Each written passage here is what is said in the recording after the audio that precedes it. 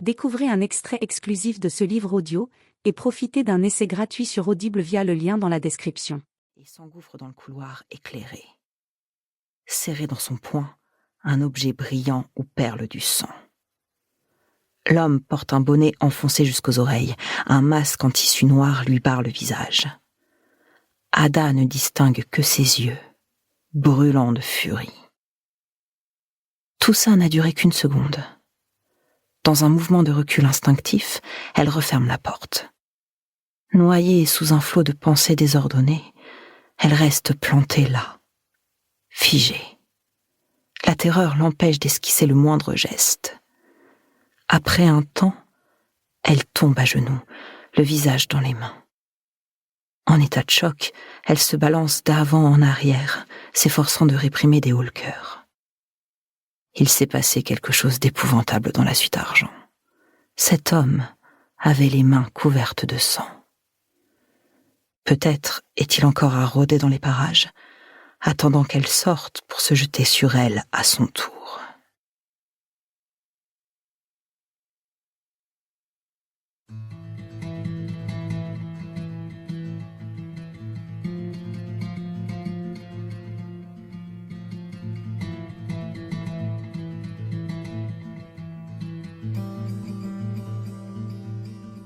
Samedi 27 mars 2021.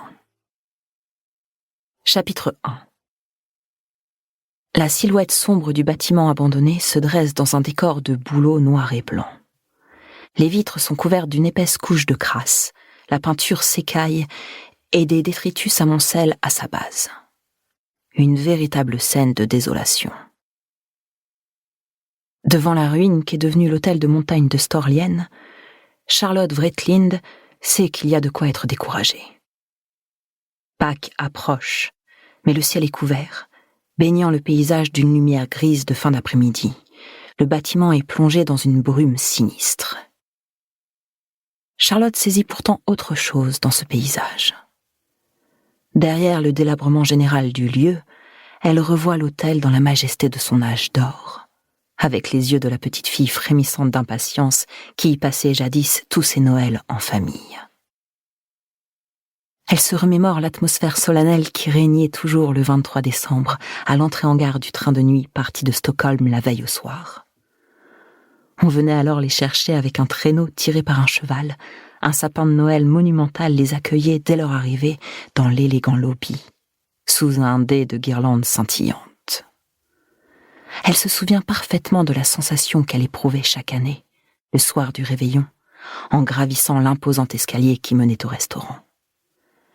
La longue robe de sa mère, dont les plis de velours frôlaient les marches à chacun de ses pas, le raffinement de ses lèvres carmin et de sa chevelure brune crêpée à la perfection.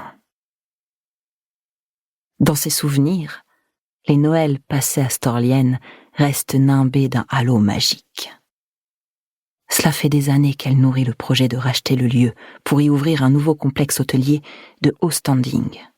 Projet dont son père, avant elle, avait tant parlé. Et voilà que ce rêve est sur le point de se réaliser.